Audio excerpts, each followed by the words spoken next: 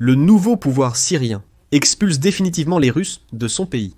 La Syrie a rompu l'accord avec la Russie concernant la gestion du port de Tartous et coopérera désormais avec les Émirats arabes unis. Des accords sont déjà conclus en Arabie saoudite pour la reconstruction de la Syrie. De plus, la Syrie souhaite désormais émettre ses propres billets de banque en Allemagne et tente de négocier avec eux, car auparavant, les Russes s'en chargèrent. Autrement dit, le nouveau régime syrien essaie par tous les moyens de couper tous les liens qui, d'une manière ou d'une autre, les relient aux Russes. Je suis Alexei Pichi. Aujourd'hui, le 16 mai, nous allons approfondir le sujet dans cette édition. Avant de commencer, je vous demande de vous abonner à la chaîne, de mettre un like et d'écrire un commentaire pour que les algorithmes de YouTube promeuvent cette émission et qu'un maximum de spectateurs puissent la voir. En outre, abonnez-vous à la chaîne Telegram. Le lien se trouve dans la description de cette vidéo. Nous y publions des actualités en temps réel dès qu'elles arrivent. Alors les amis, discutons de tout dans l'ordre. Les nouvelles autorités de la Syrie essaient de toutes les manières de réduire au maximum l'influence russe et de trouver un terrain d'entente avec différents pays, pas seulement avec les pays arabophones. Le gouvernement de transition syrien a fait un pas vers la réduction de l'influence russe en rompant le contrat avec la société russe qui gérait le port de Tartou.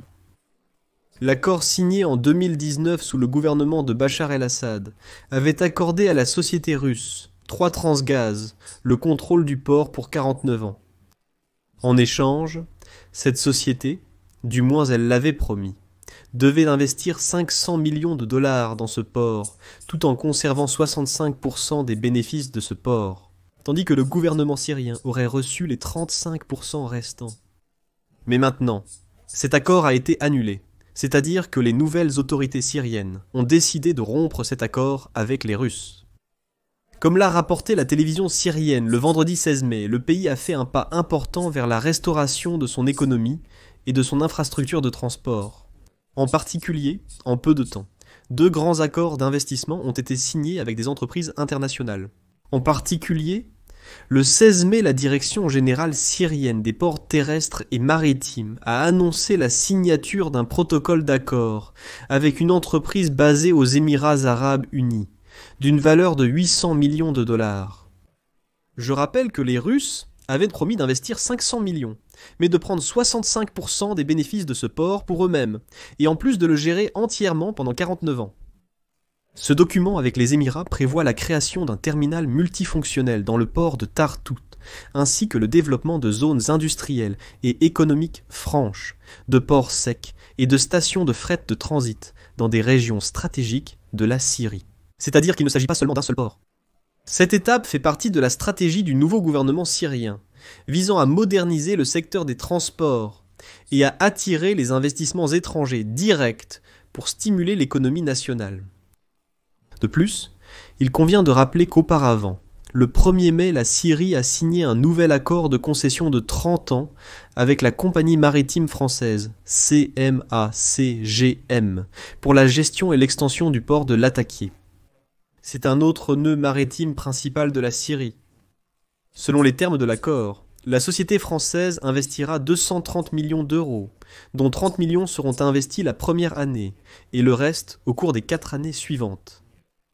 Selon les informations, il est prévu de construire un nouveau quai d'une longueur de 1,5 km et d'une profondeur de 17 mètres, ce qui permettra de desservir de grands navires et d'augmenter le volume du transport de conteneurs. En ce qui concerne Latakié, les Russes y avaient aussi leur présence, et ils en sont également expulsés. Bien sûr, les Français n'investiront pas là où sont les Russes. Cet accord avec les Français reflète le changement de cap de la politique étrangère de la Syrie, après la chute du régime de Bachar el-Assad en décembre 2024. Et le nouveau pouvoir cherche à réduire la dépendance vis-à-vis de la Russie, ce qui est confirmé par la résiliation du contrat avec la société russe Stroy Transgaz. De plus, un autre point intéressant apparaît ici. La Syrie prévoit d'imprimer sa nouvelle monnaie aux Émirats arabes unis et en Allemagne, mettant ainsi fin à la coopération avec les Russes dans ce domaine également. Cette décision est devenue possible suite à l'assouplissement des sanctions de l'Union européenne en février 2025. Et la nouvelle monnaie aura un autre design, bien sûr, elle ne comportera pas l'image de Bachar el-Assad. Les Syriens refusent que les Russes impriment leur monnaie, préférant le faire aux Émirats et en Allemagne, estimant que ce sera très bien ainsi.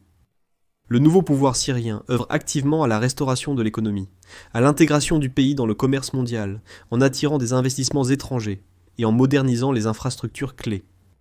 Je rappelle que l'Union européenne a levé plusieurs sanctions économiques contre la Syrie, après la chute du régime de Bachar el-Assad fin de l'année dernière. Et voici ce qu'a déclaré la chef de la diplomatie de l'Union européenne, Kaja Kallas, je cite « Nous poursuivrons la suspension des sanctions contre la Syrie. Cela concerne les secteurs des transports, de l'énergie et de la banque. » Voilà. L'assouplissement des sanctions vise à soutenir une transition politique inclusive en Syrie, ainsi qu'une reprise économique rapide, la reconstruction et la stabilisation. Et il est important d'ajouter que la levée des sanctions a également été évoquée par le président américain Donald Trump lors de son séjour au Moyen-Orient, où il a rencontré le nouveau dirigeant syrien, Al-Shara. Cela s'est produit à Riyad, bien sûr, avec la coopération maximale de l'Arabie Saoudite. Et voici un point très important auquel il faut aussi prêter attention, car cela ouvre la voie à l'investissement des pays du Golfe Persique en Syrie. Pendant des décennies, les États arabes du Golfe Persique sont restés à l'écart de la Syrie, car leur principal rival, l'Iran, étendait son influence dans ce pays, grâce à son alliance avec le régime de Bachar el-Assad. La guerre civile en Syrie a sérieusement aggravé les relations entre Damas et la majorité des États arabes, et sous Bachar el-Assad, la Syrie a même été exclue de la Ligue des États arabes. Et ces dernières années, les pays du Golfe Persique ont même tenté de rétablir des relations avec le régime de Bachar el-Assad, afin de pouvoir finalement tirer profit de ce pays. Eh bien, dès que le nouveau pouvoir est apparu à Damas, l'Arabie Saoudite et le Qatar ont d'abord simplement doublé leurs efforts pour réintégrer le nouveau régime dans la communauté internationale. Et ici, ce qui est intéressant, c'est que le ministre des Affaires étrangères de l'Arabie Saoudite, Faisal bin Farhan, a déclaré mercredi que Riyad serait à l'avant-garde de la renaissance économique de la Syrie. Ces efforts pourraient lui permettre de devenir un acteur majeur dans le pays et d'y étendre son influence pour la première fois. C'est-à-dire que les Saoudiens ont aussi dit « D'accord, nous sommes maintenant prêts à investir d'énormes sommes d'argent dans ce pays. » Et là, c'est un moment important. Pourquoi ? Concernant le fait que Donald Trump a déclaré qu'il levait les sanctions contre la Syrie.